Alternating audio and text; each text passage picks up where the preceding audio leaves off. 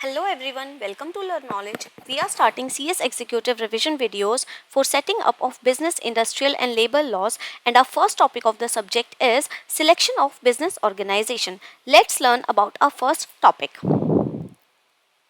Types of business organization. So there are following types of business organization. The first one is sole proprietorship, second one is partnership firm, the next one is Hindu undivided family, then limited liability partnership, cooperative society, section 8 company, one person company, private company and public company. Let's learn about each of them in detail. तो first one is sole proprietorship. एक ऐसा business जहाँ पे single person own करता है पूरे business को और उसके एसेट्स को. कोई लीगल फॉर्मेलिटीज नहीं होती है इसको बनाने के लिए. ओनर अपनी पर्सनल इनकम टैक्स रिटर्न में ही अपने बिजनेस की इनकम और लॉस को रिपोर्ट करता है. It is a form of business where in one person owns all assets of business. No legal formality is required for its creation. Owner along with his personal income tax return reports the income और loss from business. Next one is partnership firm. इसमें दो या दो से ज्यादा लोग साथ में आते हैं, एक पार्टनरशिप डीड फॉर्म करते हैं. इसको गवर्न करता है Indian partnership act. Primary aim उनका होता है प्रॉफिट कमाना. डीड को रजिस्टर करते हैं फर्म बनाने के लिए. मैक्सिमम नंबर्स 50 हो सकते हैं और प्रॉफिट एंड लॉस को शेयर करते हैं जैसे भी हम डिसाइड करेंगे डीड में. It is created by drafting a partnership deed among the persons governed by Indian Partnership Act 1932. Primary aim is to earn profit. Deed is registered to make a firm. Maximum number of partners can be 50. Profit and loss are shared as decided in the deed. Next is Hindu undivided family. एक Hindu family साथ में आके business start कर सकती है, एक HUF बना सकती है. एचयूएफ को हम अलग से टैक्स करते हैं, उसके मेंबर से टैक्स सेव कर सकते हैं एचयूएफ बना के. कैसे? एचयूएफ एंड उसके मेंबर्स को बेसिक एग्जेम्पशन, लिमिट, डिडक्शन, सारे बेनिफिट्स मिलते हैं. एचयूएफ का अपना खुद का पैन होता है और अपनी टैक्स रिटर्न्स वो अलग से फाइल करता है. HUF, a Hindu family, can come together and form a HUF. HUF is taxed separately from its members. Taxes can be saved by forming a HUF. HUF has its own PAN and files tax returns separately. Next is limited liability partnership. So limited liability partnership क्या है? एक ऐसी partnership firm जिसमें partners की liability limited होती है. Members को allow होता है अपना इंटरनल मैनेजमेंट वो खुद मैनेज कर सकते हैं basis of mutual agreement. Company और पार्टनरशिप फर्म दोनों के फीचर्स होते हैं. एज पार्टनरशिप फर्म है बट लिमिटेड लाइबिलिटी वाले फीचर्स के साथ. कॉस्ट इसको बनाने की प्राइवेट लिमिटेड कंपनी से कम होती है. It provides benefit of limited liability of company. Members are allowed to organize their internal management on the basis of a mutual agreement. Has the features of company and a partnership firm. Liability of members is limited to the contributions made to the business. Cost to incorporate is lower as compared to private limited company. Next is cooperative society. कुछ लोग जिनका common goal होता है वो साथ में आते हैं एक बिजनेस स्टार्ट करने के लिए. इक्विटेबल कंट्रीब्यूशन डालते हैं कैपिटल की और उसके बदले में उन्हें मिलता है fair share of risk and benefits. It is an association of persons who have joined together to achieve a common economic goal. Make equitable distribution to the capital, get a fair share of risk and benefits of undertaking. Next is section 8 company. तो इसकी definition को ध्यान से पढ़ते हैं. Established for promoting education, commerce, art, science, sport, research, socio welfare, religion, charity और any other objective. Section 8 company के जो प्रॉफिट्स होते हैं हम उसके अपने ऑब्जेक्टिव के लिए ही लगा सकते हैं. कोई डिविडेंड हम पे नहीं करते उसके मेंबर्स को. रजिस्टर होती है कंपनीज एक्ट के अंदर. द प्रॉफिट्स और other income is applied for promoting only the objects of the company. No dividend is paid to its members. Registered under companies act 2013. Next is private company. तो private company में minimum 2 members, maximum 200 जा सकते हैं. जो share holders का right होता है share transfer करने का वो रिस्ट्रिक्टेड होता है. पब्लिक को प्रोहिबिटेड होता है वो सब्सक्राइब करने का उसके शेयर, डिबेंचर्स और any other securities. Right of share holders to transfer share is restricted. Minimum 2 members, maximum 200. Public is prohibited to subscribe any shares, debentures or any other securities. Last one is public company. बिल्कुल उल्टा है private company का. Right of share holders to transfer share is not restricted. Minimum 7 members, maximum can be unlimited. Public is permitted to subscribe any shares, debentures or any other securities. Moving to our next topic which is selection of business organization. एक business organisation select करते time हमें 2 चीज़ों का ध्यान रखना है. हमें advantages और डिसएडवांटेजेस देखने हैं हर टाइप ऑफ एंटिटी का और ये देखना है हम कितनी जो ओनर है वो कितने रिस्क या लाइबिलिटीज बेयर करने के लिए रेडी है. Consider all advantages and disadvantages of each type of entity. The volume of risk and liabilities the owner is ready to bear should also be consider. Company 2 types की होती है, private, public. Public can be listed and unlisted. Next topic is factors governing the decision for suitable form of organisation. वो कौन से factors हैं जो help करते हैं हमें डिसाइड करने के लिए कि हमें बिजनेस स्टार्ट करने के लिए कौन से फॉर्म ऑफ ऑर्गेनाइजेशन को चूज करना चाहिए। Nature of business entity, whether to form sole proprietorship, partnership firm, company और ओपीसी। स्केल ऑफ ऑपरेशंस, तो स्केल के थ्रू हम कैसे डिसाइड करेंगे, अगर हमारा स्केल स्मॉल है तो हम सोल प्रोप्राइटरशिप और ओपीसी को डिसाइड करेंगे। इफ स्केल इज मॉडेस्ट, अगर हमारा स्केल मॉडेस्ट है तो पार्टनरशिप ऑफ एलएलपी प्रेफरेबल है, अगर स्केल लार्ज है तो हमें कंपनी की तरफ जाना चाहिए। Scale of business depends upon size of market area. If scale is small, sole proprietorship और OPC is suitable. If scale is modest, partnership और LLP is preferable. If scale is large, company is advantageous. Enterprise category, micro, small and medium. Investment in plant and machinery or equipment for micro does not exceed 1 crore, for small does not exceed 10 crores, for medium does not exceed 50 crores. And in case of turnover, for micro does not exceed 5 crores, for small does not exceed 50 crores, for medium does not exceed 250 crores. Next factor is capital requirement. So soul proprietorship और partnership जो है small investment require करते हैं, तो हमें अगर हमारी investment small है तो हमें इन दोनों की तरफ जाना चाहिए। अगर हैवी इन्वेस्टमेंट हम लगा सकते हैं तो कंपनी की तरफ जाना चाहिए। Next is managerial activities. अब मैनेजरियल एक्टिविटीज़ मैनेज करने के लिए सोल प्रोप्राइटरशिप में डिफ़िकल्ट होता है क्योंकि हमारे पास सारी एक्सपर्टीज़ नहीं हो सकती। पार्टनरशिप फर्म में डिवाइड हो जाता है सारा काम, और कंपनी के केस में बेटर है अगर हमारी जो कंपनी की नेचर है वो बहुत ही कॉम्प्लेक्स है, तो उस केस में हमें प्रोफेशनल मैनेजमेंट चाहिए होता है वेरियस लेवल्स के लिए। Difficult to have expertise in all functional areas of business. There is a division of work among the partners. Better to form if operations are far-flung, complex in nature or require professional management at various levels. Next is degree of control and management. तो proprietorship के case में complete control owner के हाथ में होता है। Partnership के case में कंट्रोल जो है वो सारे जॉइंटली शेयर करते हैं पार्टनर्स, और कंपनी के केस में मैनेजमेंट और कंट्रोल जो है वो बोर्ड पे जाता है, बोर्ड यानी board of directors. So, in degree of control and management, there is a complete control, overall control over his business. Control of business is jointly shared by the partners. Management and control of company is entrusted to the board. Next is degree of risk and liabilities. तो partnership और proprietorship case में small risk होता है क्योंकि जो owner है वो personally liable होता है for all debts of business. Partners individually and jointly responsible होते हैं लाइबिलिटीज ऑफ फर्म के। मेंबर्स सिर्फ उतने अमाउंट तक के लिए लाइबल होते हैं जो उन्होंने इन्वेस्ट किया होता है, कोई एडिशनल फंड्स उनसे नहीं डिमांड किए जा सकते। Members are liable up to the money invested by them. No additional funds can be asked to satisfy business debts, includes LLP, यानी एलएलपी में भी सेम केस होगा। स्टेबिलिटी ऑफ बिजनेस, जो हमारा प्रोप्राइटरशिप है वो स्टेबल नहीं है क्योंकि अगर हमारे ओनर की डेथ हो जाती है तो हमारा बिजनेस भी खत्म हो जाता है। इन केस ऑफ पार्टनरशिप थोड़ा सा अनस्टेबल होता है क्योंकि अगर डेथ या इंसॉल्वेंसी हो जाती है हमारे पार्टनर की तो पार्टनरशिप का स्ट्रक्चर चेंज हो जाता है। कंपनी के केस में मोस्ट स्टेबल है, क्यों? क्योंकि अगर कंपनी के सारे मेंबर्स मर भी जाते हैं, उनकी डेथ हो जाती है, इनकैपेसिटी हो जाती है, उस केस में भी हमारी कंपनी वाउंड अप नहीं होती। Not stable as terminated by the death of proprietor, unstable as terminated by death, insolvency, retirement of any partner. Most stable because of the feature of perpetual succession includes LLP.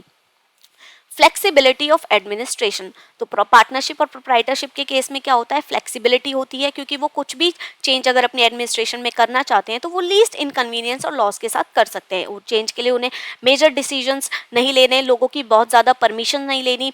But company के case में flexibility थोड़ी कम हो जाती है क्योंकि जो company होती है वो लार्ज स्केल पे होती है, तो हर एक डिपार्टमेंट से डिसीजन लेना, परमिशन लेना थोड़ा सा डिफिकल्ट हो जाता है।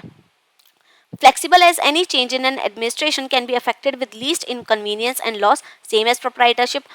Not flexible because business activities are conducted at a large scale and of rigid nature. Division of profit, सारा प्रॉफिट अकेले और जो है इंजॉय करता है ओनर।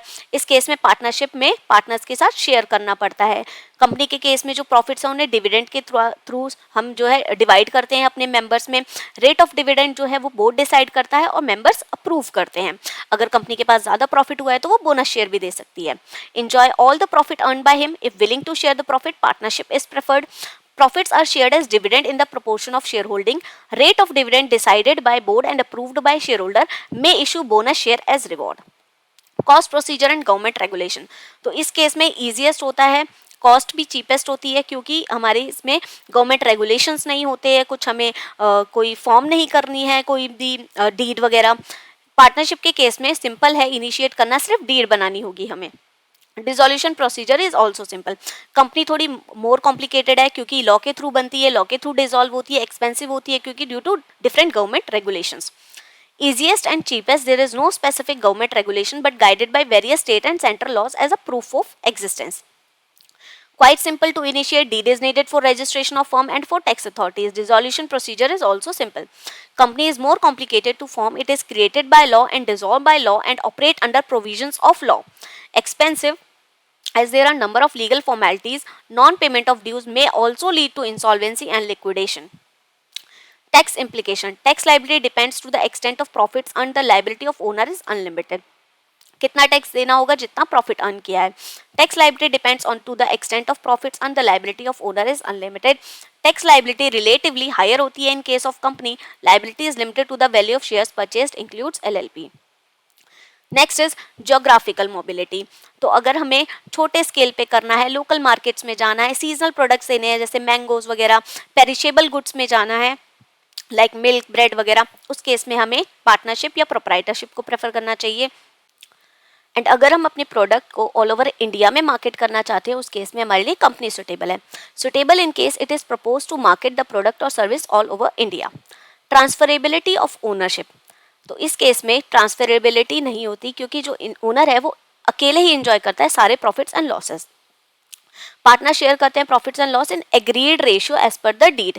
इफ एक पार्टनर एग्जिट करता है और दूसरा वाला एंटर करता है तो उसे भी हम सेम बेनिफिट्स देंगे. Transfer of ownership may be made by transfer of share holding. जैसे ही हम अपने शेयर्स को ट्रांसफर कर देते हैं, हम अपनी ओनरशिप भी ट्रांसफर कर देते हैं. No transferability of ownership as the owner enjoy profits and suffer losses. Partner share profits and losses in agreed ratio. If a partner exits and another one enters, he is provided with the benefits of ownership and share of profits and losses. Transfer of ownership may be made by transfer of shareholding. Managerial needs. अगर हमारा जो concern है उसको local needs है, मतलब कि हमें जो वन पर्सन हमें लगता है कि एक अकेला पर्सन मैनेज कर सकता है बिजनेस को, तो सोल प्रोप्राइटरशिप बेनिफिशियल है. अगर हमें लगता है कि एक से ज़्यादा लोगों की हमें ज़रूरत पड़ेगी बिजनेस को मैनेज करने के लिए, then we should go for partnership. और अगर हमें लगता है हमारा बिजनेस बहुत लार्ज स्केल पे होगा और हमें कुछ स्पेशलिस्ट की ज़रूरत पड़ सकती है अपने बिजनेस को चलाने के लिए, कुछ डिपार्टमेंट्स की ज़रूरत पड़ेगी, तो हमें कंपनी की तरफ जाना चाहिए. It is suitable when concern caters to local needs. Only one person will be enough to manage the business. It is suitable when business caters to more areas. More persons are needed to look after business functions. It is suitable when business is run on a large scale. Service of specialists is required to manage various departments. Secrecy. अगर हम चाहते हैं भाई हमारे business में secrecy बनी रहे, हमारे लिए सीक्रेसी बहुत ज़्यादा इंपॉर्टेंट है, तो हमें प्रोप्राइटरशिप को चूज़ करना चाहिए. अगर हम ये इंश्योर कर सकते हैं कि हमारे जो पार्टनर्स हैं वो हमारी बिजनेस सीक्रेट्स को मेंटेन कर सकते हैं, तो हमें पार्टनरशिप की तरफ जाना चाहिए. और अगर हमारे लिए सीक्रेसी इतना बड़ा कंसर्न नहीं है, उस केस में हमें कंपनी की तरफ जाना चाहिए, क्योंकि कंपनी क्या करती है, अपनी इन्फॉर्मेशन पब्लिक डोमेन में डालती है जिसे कोई भी पर्सन एक्सेस कर सकता है. Small business concern is preferred as secrecy is of supreme importance for them. Ensure that partners are maintaining secrecy. Secrecy may be restricted because of statutory requirement to place the information in public domain which is accessible to any person. Independence. अगर person चाहता है कि हमें full freedom हो, हम अपने business के decisions खुद ले सकें, तो सोल प्रोप्राइटरशिप या पार्टनरशिप की तरफ जाना चाहिए. अगर पर्सन के लिए इंडिपेंडेंस इंपॉर्टेंट नहीं है, तो उस केस में हम कंपनी की तरफ जा सकते हैं, क्योंकि कंपनी कैसे रेगुलेट होती है, गवर्नमेंट रेगुलेशंस के under. Suitable if entrepreneur wants to have freedom in business with little government interference. Same as sole proprietorship, it is subject to strict government regulations. So ये सारे factors हम consider करेंगे before choosing the business organization. Our features of different form of organization. This is our next topic. First one is sole proprietorship. इसके क्या features हैं? Liability हमारी unlimited होती है और इसे स्टार्ट करना बहुत ईजी है. All debts are recovered from the sole proprietor. No separate registration procedure. Next one, partnership firm के क्या फीचर्स हैं? अनलिमिटेड लाइबिलिटी होती है, इजी टू स्टार्ट होता है और रिलेटिवली इनएक्सपेंसिव होता है. The partner in the business are liable for all of his debts. The liability can be recovered from partners personal possessions. The firm may be registered or not registered. The procedure to registration is also simple. It is cheaper to start a firm than an LLP. Due to minimal compliance requirements, it is inexpensive to operate over the long term. Hindu undivided family के क्या features हैं? Male members होना जरूरी है, inheritance होना जरूरी है, right and share in property होना जरूरी है. There should be at least 2 male members. They should inherit the ancestral property. All of the members enjoy the property and have equal share in that property. Next is LLP के क्या features है? Suitable for non scalable business. Next, fewer compliance होते हैं, number of partners में कोई limit नहीं होती. Business that does not require equity funding may be registered as an LLP to enjoy benefits of private limited and partnership. MCA has given some concessions to the LLP. For example, audit is required where turnover exceeds 40 lakhs or contribution exceeds 25 lakhs. Number of partners, no limit on the number of partners. Next, cooperative society के क्या features है? Mutual consent होना चाहिए, common goal होना चाहिए और objective ये होने चाहिए. An association of persons formed by mutual consent. The members act jointly for some common goal. Society is usually registered for promotion of charitable activities like education, art, culture, science, music, sports, etc. Section 8 company, इसका objective क्या है? Promotion होना चाहिए commerce, art, science, sports, education, religion, charity etcetera. Profits जो है वो उसकी activities को प्रमोट करने के लिए ही अप्लाई करने हैं हमें. डिविडेंड प्रोहिबिटेड होता है. नेम ऑफ द कंपनी के पीछे हमें लिमिटेड या प्राइवेट लिमिटेड नहीं लगाना होता. कैपिटल के लिए कोई मिनिमम पेड अप कैपिटल की रिक्वायरमेंट नहीं है और फ्लेक्सिबिलिटी होती है. It is form for promoting commerce, art, science, sport, education, religion, charity etcetera. The profits are applied in promoting its activities. It prohibits the payment of dividend to its members. The name of the company can be incorporated without the using the word private limited or limited. There is no requirement of any minimum paid up capital. There is flexibility of administration of business.